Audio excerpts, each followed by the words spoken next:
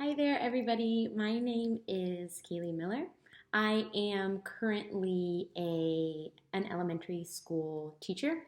I live in Dayton, Ohio, and I am working for Dayton Public Schools in Dayton, Ohio. I am a reading intervention teacher, so I'm a Title I teacher, and I work with kindergarten through second grade students, specifically with phonics. So I teach a phonics curriculum to these students and kind of support the teachers and get their reading skills, struggling readers skills bumped up.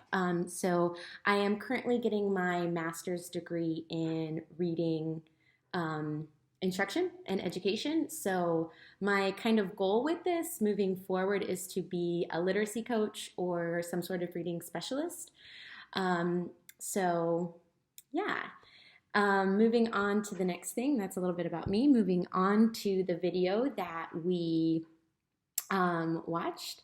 So, one thing that really stood out to me in this video was that um, in learning, education, if no one is learning in the classroom, then education is not happening.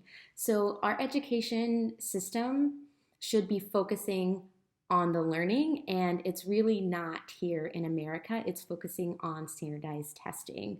So, testing should support learning and not obstruct it. And that's something that really stood out to me. And I think most of us who are educators can really relate to this and understand this. There have been many times in my past where standardized test pressure and things like that have really affected my instruction in the classroom, where I'm focusing on teaching test taking skills rather than the content and that sort of thing. So I think that's a really big aspect that is a part of our education system, and why we're not closing this achievement gap and children are being left behind. Another thing in the video that really stood out to me was that there should be a high status given to teachers in education. And here in America, I feel like the teaching profession is almost looked down upon, and there's very little respect given to teachers. I actually had the opportunity to live and teach abroad in Thailand for about 2 years.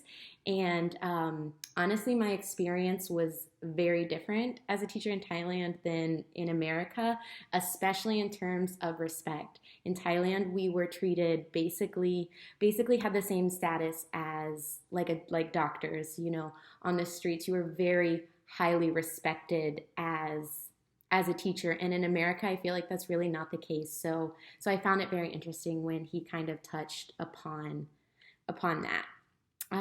Moving on to our readings. So I really found the reading in Create to Learn, the Introduction to Digital Literacy, those chapters about creative play really stood out to me. So the early chapters that we read touched upon how lectures have always been the primary way of learning, especially at the college level.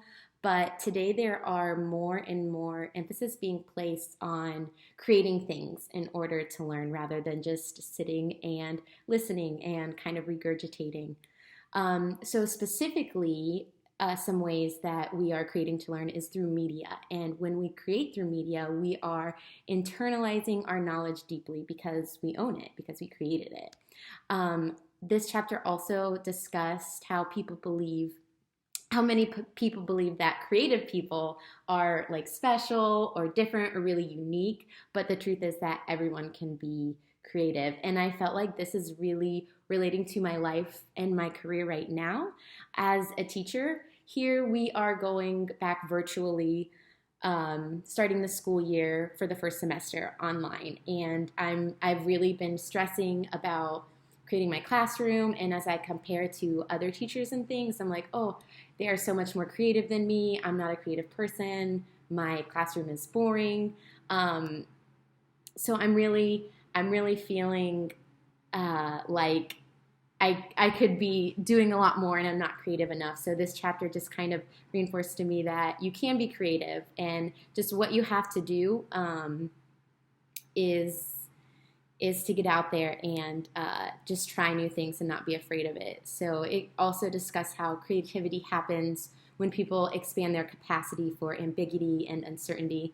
So they're willing to be open to a new direction and to new ideas and ways of thinking. So that's really what I'm working on right now, creating this virtual classroom. So just being open to new things and new ideas, and trying to become more comfortable with different platforms and things out there. I think the specific word they used was tinkering. Don't be afraid to tinker around with different media platforms and new online materials and resources. So that's really what I'm going to be working on trying to do, especially coming into this school year. Just getting out there, trying to access different things and different materials, and not be afraid to use them and put them into my classroom and to try something new. So that's really what I'm planning to do, and this chapter has kind of encouraged me that I can do that a little bit more. So coming into this school year, I'm going to be learning a lot through media as well as my students, and we'll be learning together. So I'm very excited that I am in this course right now, because I feel like it's really pertaining to what I'm doing. So hopefully I'll be able to apply some of what I'm learning in this class directly to my teaching field. So I'm really excited about that.